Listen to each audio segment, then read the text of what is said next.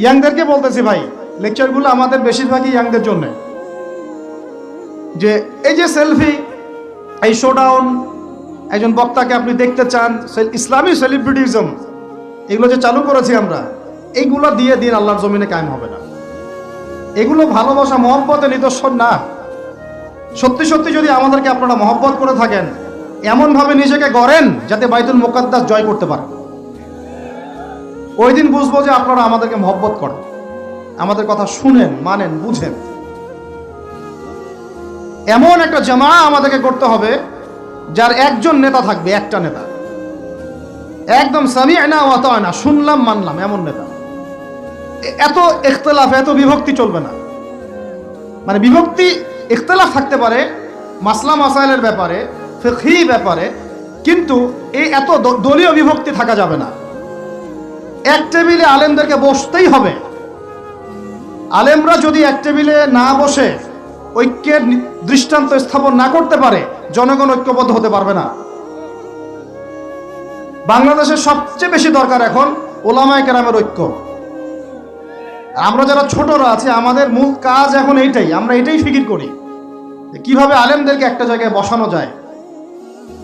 আলেমরা যদি ঐক্যবদ্ধ হতে পারেন, জনগণ একদিকে ফোকাস করে চলতে পারবে ইনশাআল্লাহ। এবং তাদের মধ্যে যদি একজন আমির নিযুক্ত করা হয় এবং তার কথা যদি আমরা সূরাভিত্তিক মেনে চলি, ইনশাআল্লাহ বাংলাদেশ কেন, পুরো বিশ্বে দিন কায়েম করা সম্ভব। আমরা এই দিক থেকে আমরা মোটামুটি 20-30 বছর পিছায় আছি এখনো। বুঝতে পারছেন না আমার কথা? এই দিক থেকে দেখেন, আল্লাহ নবী সাল্লাল্লাহু আলাইহি ওয়াসাল্লাম মক্কাতেও সাহাবীদের মধ্যে কখনো বিভক্তি হতে দেন নাই। একজন নেতা, তার আন্ডারে সব সাহাবীরা বায়াত করে আছেন হাতে হাত রেখে, ব্যাস যা বলবেন তাই। ডানে যাইতে বলে ডাইনে, বামে যাইতে বলে বামে। মার খাচ্ছেন, যদি নবীজি বলেন হিজরত করে চলে যাও, হিজরত করে চলে গেল আবিসিনিয়ায়, তাই না? আর যদি নবীজি বলেন সবর করো, সাবরান আলা ইয়াসির ফাইন্নামা উইদাকুমুল জান্নাহ, সবর করো তোমাদের জন্য জান্নাত, সবর করতেছেন, মার খাচ্ছেন, তাও কোনো কথা বলতেছেন না। এইরকম সামি'না ওয়া আতা'নার জেনারেশন না থাকলে দিন কায়েম হয় না, যেটা আমাদের বিগত 50 বছর আমরা করতে পারি নাই। এটাই সত্য কথা। এটা করার জন্য সবার আগে আমাদের মনের হিংসা দূর করতে হবে। কি দূর করতে হবে? মনের হিংসা দূর করতে হবে, মনের অহংকার দূর করতে হবে, নিজেকে ছোট মনে করা শিখতে হবে। আমি ছোট মানুষ, বড়রা যে দায়িত্ব দিবেন সেটা পালন করব। আলেম ওলামার সহবতে থাকবো, তাদের পরামর্শ চলবো, আমাকে যেভাবে গাইড করেন সেভাবে চলবো, যখন যে দায়িত্ব আসবে সেটা পালন করব। চিন্তা এরকম না থাকলে আপনি চলতে পারবেন না, বিদ্রোহী হয়ে যাবেন তখন। বেয়াদবি, এই যে প্রথমে একটা কথা বলছি, বেয়াদবি। আমরা অনেকেই বড় বড় বরেণ্য আলেমদের সাথে বেয়াদবি করছি, তাদের মানিজ্য হানি করছি। অনলাইনে লাইভে চলে আসলাম, একটা কথা বলে দিলাম, একটা পোস্ট দিয়ে দিলাম, ভাবছি আমি ইসলামের বড় উপকার করে ফেললাম। আদতে আমি বিশৃঙ্খল একটা অবস্থা ছিল, আরো বিশৃঙ্খলতা বাড়ালাম। আমি কাছাকাছি তো আনতেই পারলাম না। কিছু মানুষের কাজ দেখলে মনে হচ্ছে যে তাদের একটাই কাজ। কি একটাই কাজ? অনলাইনে একটা একটা করে আলেম, একটা একটা করে বক্তা, একটা একটা করে দায়ীর নাম ধরে ধরে সমালোচনা করা। এটা করে আপনি দিনের কি উপকারটা করতেছেন? এই কাজগুলো করে আপনি দিনের কোন জায়গায় খেদমতটা করতেছেন বলেন? এতে করে মানুষের দিন সম্পর্কে, সেই আলেম সম্পর্কে, সেই বক্তা সম্পর্কে, সেই ওস্তাদ সম্পর্কে, সেই ইসলামী দল সম্পর্কে কি ভালো ধারণা সৃষ্টি হচ্ছে না খারাপ? আমরা যদি প্রশ্ন করি যে আপনি নিজের চেহারাটা একটু আয়নায় দেখেন না, আপনার ভিতরে কি কোনো দোষ নাই? আপনি কি এই উম্মার নেতৃত্ব দেওয়ার যোগ্যতা অর্জন করেছেন? কতগুলো কিতাব পড়েছেন? কি ডিগ্রি অর্জন করেছেন? কতটুকু সার্টিফিকেট অর্জন করেছেন? কতটুকু তাজকিয়া অর্জন করেছেন? কতটুকু আপনি নূর অর্জন করতে পারলেন? কতটুকু বাসিরা আছে আপনার? কয়টা মসজিদ করেছেন? কয়টা মাদ্রাসা করেছেন? কয়টা ইসলামিক সংগঠন করলেন? কয়টা কিতাব লিখলেন? কয়টা লেকচার দিলেন? আপনি নিজে কি করলেন দিনের জন্য? এই চিন্তাটা করা দরকার নাই যে আমি নিজে কি করলাম দিনের জন্য, ও কি করলো, ওর কি খেদমত, ওর কি দোষ, ওর কি ত্রুটি, এইগুলোর চর্চা আমরা ব্যস্ত হয়ে আছি এখন। এই একটা কারণে আমাদের ওলামায়ে কেরামদের মধ্যে ঐক্য হচ্ছে না, দুর্ভাগ্যজনকভাবে। কারণ আমরা একটা শ্রেণী আলেমদের ইজ্জত ধোয়ার পিছনে লেগে গেছি। একজন আলেম না এটা ভুল করছে ভাই, আলেম মানুষ তো, কেন বেয়াদবি করতে হবে আপনাকে? কেন আপনাকে একটা সেশন করতে হবে? কেন একটা এটা করতে হবে, সেটা করতে হবে? চুপ করে থাকেন আপনি। পারলে তার সাথে আপনি পার্সোনালি দেখা করেন, তার কাছে যান, তার কথার পিছনের কারণটা খুঁজে বের করার চেষ্টা করেন। ইসলামের খেদমত এগুলো হচ্ছে না, ওইদিকে যেতে চাচ্ছি না। একটা রিকোয়েস্ট করবো আপনাদেরকে, যে আমরা সবাই একটা দায়িত্ব কাঁধে নেই, যে এই উম্মতকে বিজয়ী করার জন্য আমারও কিছু দায়িত্ব আছে। আপনার দায়িত্ব নেই ভাই? আপনি আয়নার সামনে আজকে রাত্রে দাঁড়ায় অনেস্টলি সততার সাথে দাঁড়াবেন, দাঁড়ায় আপনার চেহারা আয়নায় দেখবেন, দেখে চিন্তা করবেন যে আসলে আমি আজ পর্যন্ত এই উম্মাকে কি দিয়েছি। বলেন তো কি বললাম ভাই? আয়নার সামনে দাঁড়ায় কি বলবেন? আমি আদনান, আমি আব্দুর রহমান, আমি আব্দুর রহিম, আমি অমুক, আমি তমুক, আমি ইসলামকে, উম্মাকে, আল্লাহকে, রাসূলকে কি দিয়েছি এই পর্যন্ত। যদি আপনার মনের মধ্যে সততা থাকে, জবাব ওই আয়নার তসবির আপনাকে দিয়ে দিবে। একটা উর্দু শের আছে যে চেহারে তো আকসর ধোকা দেতি হ্যায়, সচ তো আইনা বলতি হ্যায়। মানে চেহারা তো বেশিরভাগ সময় ধোকা দেয় মানুষকে, সত্য কথা বলে আয়নার প্রতিবিম্ব। তো আল্লাহর ওয়াস্তে নিজের আত্মসমালোচনা করি, আমরা উম্মাকে কি দিলাম এটার ফিকির করি। এখন যদি উত্তর আসে যে আমি অনেক দিয়েছি উম্মাকে, আমি একদম কামেল হয়ে গেছি, তাহলে বুঝবেন আপনার মধ্যে ইবলিসের চরিত্র আসছে। ইবলিসই বলতে পারে যে আমি সবার চেয়ে শ্রেষ্ঠ। ওই যে বলে নাই, আনা খায়রুম মিনহু, আমি আদমের চেয়ে শ্রেষ্ঠ। খলাকতানি মিন নার, আমাকে আগুন দিয়ে সৃষ্টি করেছেন। খলাকতাহু মিন তিন, তাকে মাটি দিয়ে সৃষ্টি করেছেন। এই কেবার যদি চলে আসে, বুঝবেন আপনি ধ্বংস হয়ে গেছে। ফেরাউন বলেছিল আনা রব্বুকুমুল আ'লা, আমি তোমাদের মহান রব। নাউযুবিল্লাহ। আর একজন আল্লাহর বান্দা খালি বলবে আল্লাহুম্মা ইজআলনি ফি আইনি সগীরা ওয়াজআলনি ফি আ'য়ুনিন নাসি কাবীরা। আল্লাহ তুমি আমাকে নিজের চোখে ছোট বানায় দাও, আর অন্য মানুষের চোখে আমাকে বড় বানায় দাও। আমিন। তো আত্মসমালোচনা করতে হবে কিনা ভাই? এখন যদি আমার উত্তর আসে যে না, আমি তো আসলে ভাই কিছু করতে পারি নাই, এই টুকটাক কিছু লেকচার দিয়েছি, এতটুকুই, এখনো আমি উম্মাকে ঐক্যবদ্ধ করতে পারি নাই, উলামায়ে কেরামকে এক জায়গায় আনতে পারি নাই, আমি এখনো কোনো ইসলামিক বড় কোনো অ্যাসোসিয়েশন ফর্ম করতে পারলাম না, এখন পর্যন্ত আমি 100টা কিতাব লিখতে পারি নাই, এখনো আমি ইফতা দেওয়ার মতো বা মুফতি হওয়ার মতো যোগ্যতা অর্জন করিনি, এখনো আমার কোরআনের কত জ্ঞান শেখা বাকি, কত আলেমের সোহবতের থেকে নূর নেওয়া বাকি, এখনো কত দূর যাওয়া বাকি। এই চিন্তাগুলো যদি মনের মধ্যে আসে, তখন দেখবেন রাতে আপনার ঘুম হারাম হয়ে গেছে। তখন আপনার প্রচেষ্টা চলবে ইনশাল্লাহ কিভাবে এগুলো আপনি অর্জন করতে পারবেন। ওই গুটি কয়েক মানুষকে দিয়ে দিন কায়েম হবে ইনশাআল্লাহ। আমার কথায় রাগ করলেন নাকি? একটু মন খারাপ করলে আল্লাহ পাক ওই ওসিলায় যদি আপনাকে আবার দিনের দিকে নিয়ে আসেন, আমার লেকচার ওয়াজ করা সার্থক। একটু আঘাত পাইলে আমি খুশি হব। সরকার, প্রশাসন, আম জনগণ, আমাদের মা বোন, আপনারা, আমাদের পরের প্রজন্ম, কেউই আমাদের শত্রু না। আমাদের শত্রু বরং আমার বা আমাদের চেয়ে ভালো কোনো বন্ধুই নেই আপনাদের। আমার বা আমাদের চেয়ে ভালো কোনো বন্ধু নাই আপনাদের। যারা আছে এদের ব্যাপারে একটা স্টেটমেন্ট বলে দিই আমি, যে তুঝ জैसा दोस्त हो तो दुश्मन की कोई जरूरत नहीं। ওইরকম বন্ধু যদি থাকে তাহলে দুশ্মনের কোনো দরকার হবে না। এই বিশ্বে যারা পশ্চিমাদেরকে বন্ধু বানাইছে ওদের কোনো দুশ্মনের দরকার নাই। একদম খোলামেলা বলে, ইসরায়েলের সাথে যারা আতাত করেছে ওদের দুশ্মনের দরকার নাই। পশ্চিমা আমেরিকাদের সাথে যারা বন্ধুত্ব করে চলছে এদের দুশ্মনের কোনো দরকার নাই।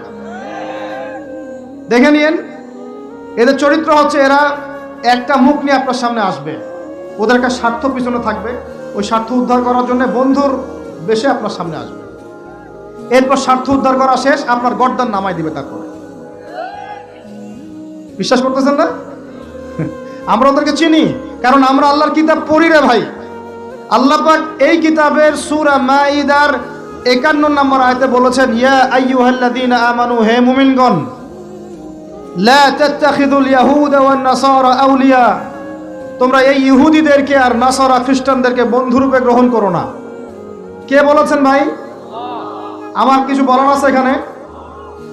কোন ইহুদি কোন খ্রিস্টানকে? আল্লাহ পাক কি সবার কথা বলছেন? উত্তর না। ওদের মধ্যেও কিছু কিছু ভালো মানুষ আছে, সত্য এটা। কিছু কিছু ভালো মানুষ আছে। কারা তাহলে? কাদেরকে নিষেধ করলেন আল্লাহ পাক? আল্লাহ পাক বলছেন বা'দুহুম আউলিয়া ও বা'দ। ওদের মধ্যে কিছু আছে যারা একে অপরের বন্ধু। একে অপরের, বলেন তো ইসরায়েল আর আমেরিকা কি একে অপরের বন্ধু না বন্ধু না? এদেরকে বন্ধুরূপে গ্রহণ করতে আল্লাহ নিষেধ করেছেন। এই আয়াতটা এখন ওই মধ্যপ্রাচ্যের এই হাবিবিদেরকে কে বুঝাবে? কে বুঝাবে? এই জর্ডানের রাজাকে কে বুঝাবে? আমাদের সৌদের কিংকে কে বুঝাবে?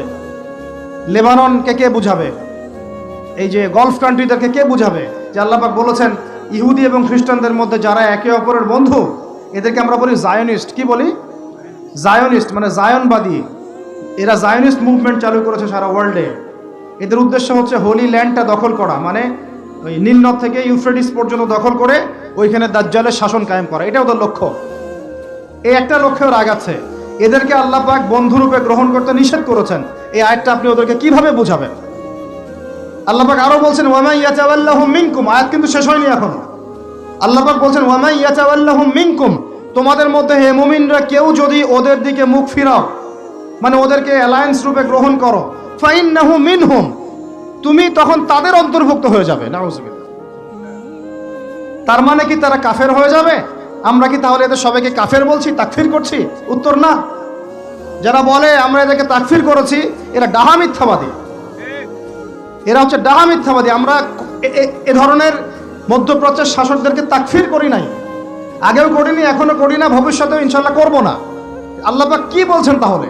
আল্লাহ পাক আয়াতের শেষে উত্তর দিচ্ছেন ওয়া মান ইয়াতাওয়াল্লাহুম মিনকুম ফাইন্নাহু মিনহুম, তোমাদের মধ্যে কেউ যদি ইহুদি নাসারাদের সাথে, জায়নিস্টদের সাথে জোট গঠন করো, ওদেরকে বন্ধুরূপে গ্রহণ করো, তাহলে তোমরা তাদের অন্তর্ভুক্ত হয়ে যাবে, আমাদের কেউ থাকবে না। এর মানে তারা কি হবে? ইন্নাল্লাহা লা ইয়াহদিল কওমাজ জালিমিন, আল্লাহ পাক এই জালেমদেরকে হেদায়েত দেন না। তার মানে তারা হবে জালেম। কি হবে? আল্লাহ পাক শব্দ ইউজ করেছেন কি? জালেম। অতএব যদি কেউ জায়নিস্টদেরকে মিত্ররূপে, বন্ধুরূপে গ্রহণ করে, সে ব্যক্তি হোক, সমাজ হোক, সরকার হোক, রাষ্ট্র হোক, সে জালেম হয়ে যাবে। কি হবে ভাই? সে কি কাফের হবে? উত্তর না। কাফের হবে? কি হয়ে যাবে? জালেম। ইন্নাল্লাহা লা ইয়াহদিল কওমাজ জালিমিন, আল্লাহ পাক জালেমদেরকে হেদায়েত দেন না। এই জন্যই তো মদের বার ওপেন করতেছেন, এখন কনসার্ট করতেছেন, হ্যালোইন করতেছেন, এইটা করতেছেন, ওইটা করতেছেন। কেন? আল্লাহ পাক নারাজ হয়েছেন। আল্লাহ পাক কি হয়েছেন? নারাজ হয়েছেন। আল্লাহ পাক এখান থেকে ফিরে না আসলে আল্লাহ পাক ধরবেন। তো এখান থেকে আপনি বুঝতে পারছেন যে পুরো বৈশ্বিক প্রেক্ষাপটে আমাদের অবস্থাটা কি। আরো একটা আয়াত আছে, ওটা সূরা বাকারায়। এটা আরো মারাত্মক। এটা আল্লাহ পাক তার নবীকে বলছেন যে ওয়ালান তারদা, ভালো করে শুনেন যুবকরা, আল্লাহ পাক বলছেন ওয়ালান তারদা। আপনারা হয়তো অনেকে গ্রামার জানেন না, যারা মাদ্রাসা ব্যাকগ্রাউন্ডের তারা জানেন, বুঝবেন। এখানে এমন একটা কথা বলা হচ্ছে যে কখনোই কখনোই তারা সন্তুষ্ট হবে না। ওয়ালান তারদা আনকাল ইয়াহুদা, নাকি ইয়াহুদ, কি ওয়ালান তারদা আনকাল ওয়ালান তারদা আনকাল ইয়াহুদ ওয়ালান নাসারা হাত্তা তাত্তাবিআ মিল্লাতাহুম। কি কঠিন কথা, কি স্পষ্ট কথা। আমরা কি আল্লাহ পাককে তাফসীর শিখাইতে যাব? আমরা কি আল্লাহ পাকের তাউইল শিখাইতে যাব? আমরা কি আল্লাহকে ব্যাখ্যা শিখাইতে যাব? আল্লাহর কালামের স্পষ্ট কথার কোনো ব্যাখ্যার দরকার নাই। এটা তো আয়াতুল মুহকামাত, এটা তো মুতাশাবিহাত আয়াত নয়। আল্লাহ পাক বলছেন ওয়ালান তারদা, কোশ্চিন কালেও সন্তুষ্ট হবে না, আনকা, হে নবী, তোমার উপরে। কারা সন্তুষ্ট হবে না? আল ইয়াহুদ ওয়ালান নাসারা, ইহুদি এবং নাসারা। এরা কোশ্চিন কালেও তোমার উপরে হে নবী সন্তুষ্ট হবে না। হাত্তা তাত্তাবিআ মিল্লাতাহুম, যতক্ষণ না তুমি ওদের মিল্লাত, ওদের ধর্ম গ্রহণ করছো। আর কিছু বলতে হবে ভাই?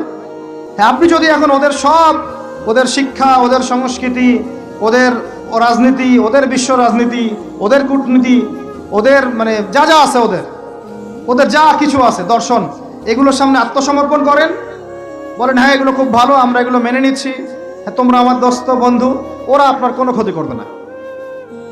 কোনো ক্ষতি করবে না। কিন্তু যদি আপনি এগুলোর বিরুদ্ধে দাঁড়ান, না তোমাদের এইসব গডলেস উল্টাপাল্টা আল্লাহ বিরোধী শিক্ষা এগুলো চলবে না, তোমাদের সুদভিত্তিক অর্থনীতি চলবে না, তোমাদের এই আল্লাহ বিরোধী এই যে জিও পলিটিক্স চলবে না, তোমাদের এই মুসলিমদের উপর অত্যাচার নিধন এগুলো চলবে না, তোমাদের এইসব জুলুম নির্যাতন চলবে না, এইগুলো কথা যদি আপনি বলে ওদের বিরুদ্ধে দাঁড়ান, কথা দিয়ে দাঁড়ান, কলম দিয়ে দাঁড়ান, অ্যাসোসিয়েশন দিয়ে দাঁড়ান, বা একটা জাতিগতভাবে প্রতিবাদ করেন, বা আপনি ওদের জুলুমের বিরুদ্ধে দাঁড়িয়ে যান, বলেন যে না আমরা ফিলিস্তিনিদের পাশে আছি, প্রয়োজনে আমরা ওদের পক্ষে যুদ্ধ করব, এই ধরনের কোনো কথা যদি আপনার মুখ দিয়ে বেরিয়ে যায়, মুখ ফসকেও যদি বেরিয়ে যায়, দেখবেন ওরা পুরো শক্তি নিয়ে আপনার বিরুদ্ধে ঝাঁপায় পড়ছে। বুঝতে পারেন নাই মনে? আর কেমনে বললে বুঝবেন আমার জানা নাই, এর চেয়ে আর খোলামেলা কোনো কথা বলা সম্ভব না। এই হলো কোরআনের কথা। আরো আছে, আরো বলি একটা, নিতে পারবেন তো? এই একটা নিতে পারবেন তো? আল্লাহ নেওয়ার তৌফিক দান করেন। কোরআনের কিছু আয়াত আছে সবাই নিতে পারে না। কোন কোন আয়াত আছে শুনলে মানুষ মনে করে যে কোরআন তো আমার জন্যই নাজিল হয়েছে, আর কোন কোন আয়াত আছে শুনলে মানুষ মনে করে এই আয়াতটা নাজিল করার কি দরকার ছিল। নাউজুবিল্লাহ। এখন এই যুগ চলতেছে, সব মানতে রাজি, কিসের পর্দা, পর্দার কি দরকার? সব মানি কোরআনের, যাকাত ভিত্তিক, কিসের যাকাত, যাকাত দেওয়ার কি দরকার? সব মানি, চোরের আবার হাত কাটতে হবে কেন? মানবতা বিরোধী কাজ। সব মানি কোরআনের, ব্যভিচার করলে রজম কেন করতে হবে? এটা তো বর্বর মধ্যযুগীয় আইন। কথা বুঝতে পারে না? কোরআনের সবাই নিতে পারে পারে না। কোরআনে 400 থেকে 450 জায়গায় আছে যে আল্লাহ রাব্বুল আলামিনের দিন প্রতিষ্ঠার জন্য তোমরা দাওয়াতের পাশাপাশি জিহাদ করো। কি করো? ওই শব্দ নিতেই পারে না মানুষ, শুনলেই যারা ইসলামের বিরুদ্ধে আছে, সরাসরি বিরুদ্ধে আছে, ওরা তো এমনি নিতে পারেই না, এটা আলাদা বিষয়। যারা দাড়ি টুপিওয়ালা কালিমা পড়া কিছু মুসলমান আছে, মুনাফেক নামধারী মুসলমান, এরাও নিতে পারে না। দেখেন নাই কি অবস্থাটা হইল অক্টোবর মাসে, এই যে প্যালেস্টাইন ইস্যু নিয়ে এই প্রকাশ্য একটা জিহাদ চলতেছে ইহুদিদের সাথে, একদম স্পষ্ট, সবাই চিনতেছে কারা হকপন্থী কারা বাতিলপন্থী। একটা মানুষ যে নামাজ পড়ে না সেও চিনতে পারতেছে যে হ্যাঁ এরা জালেম, এরা মাজলুম, তাই না? প্রশাসনের 98% ভাই এটাই বিশ্বাস করে যে ইসরায়েল জালেম, এই ফিলিস্তিনের ভাইরা মাজলুম।